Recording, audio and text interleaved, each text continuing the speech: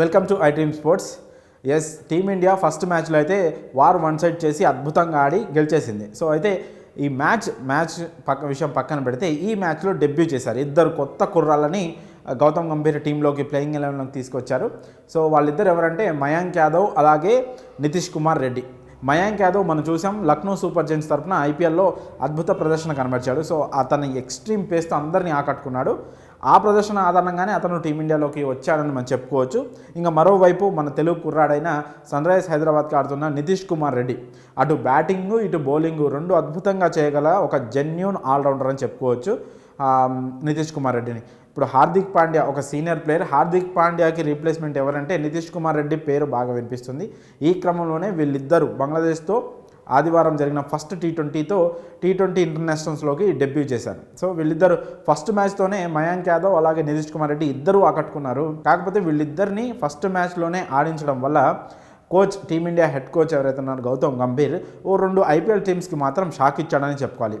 అది ఎలాగంటే ఐపీఎల్ 2025కి సంబంధించి బీసీసీఐ ఇటీవలే కొన్ని రూల్స్ తీసుకొచ్చింది. అందులో రూల్ ఏంటంటే ఎవరైనా ఏ టీం అయినా 6 రిటెన్షన్లు చేసుకోవచ్చు. 6 రిటెన్షన్లు మాత్రం ఒకళ్ళు ఖచ్చితంగా అన్క్యాప్డ్ ప్లేయర్ అయి ఉండాలన్న రూల్ అయితే తీసుకొచ్చింది. ఆ రూల్ ప్రకారం సన్ రైజర్స్ హైదరాబాద్ కానీ అలాగే లక్నో సూపర్ జైంట్స్ కానీ అన్క్యాప్డ్ ప్లేయర్ లిస్టులో ఉన్న ఇటు నితీష్ కుమార్ రెడ్డిని అలాగే మయాంక్ యాదవ్ని రీటైన్ చేసుకోవాలని అనుకుంటారు. ఎందుకంటే వాళ్ళ ప్రాబబుల్ రిటెన్షన్ చూసుకున్నా కూడా వీళ్ళిద్దరూ ఆ రిటెన్షన్స్లో ఉన్నారు. సో ఎవరు క్రికెట్ ఎక్స్పర్ట్స్ చెప్పినా కూడా ఈ అన్క్యాప్డ్ ప్లేయర్ లిస్ట్లో వీళ్ళే ఫస్ట్ ప్రియారిటీ వీళ్ళే. కానీ ఇప్పుడు ఈ ఫస్ట్ మ్యాచ్ ఆడేయడం వల్ల వీళ్ళు అన్క్యాప్డ్ ప్లేయర్స్ కాదు, ఇప్పటి నుంచి క్యాప్డ్ ప్లేయర్స్. సో వాళ్ళని అన్క్యాప్డ్ ప్లేయర్స్ జాబితాలో రిటైన్ చేసుకోవడానికి లేదు. అన్క్యాప్డ్ ప్లేయర్స్ని రిటైన్ చేసుకోవాలంటే 4 కోట్లు ఇవ్వాలి.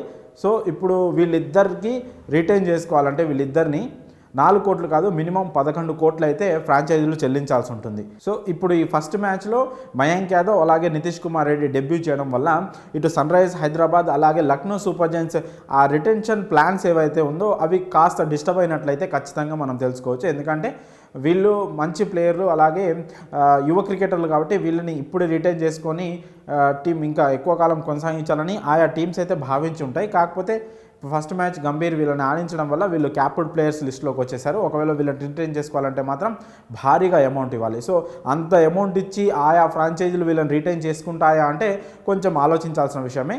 సో అలాగే ఇప్పుడు మరోవైపు ఇంకో బౌలర్ కూడా డెబ్యూకి రెడీగా ఉన్నాడు. అతనే హర్షిత్ రాణా. తను కోల్కతా నైట్ రైడర్స్కి ఆడుతున్నాడు.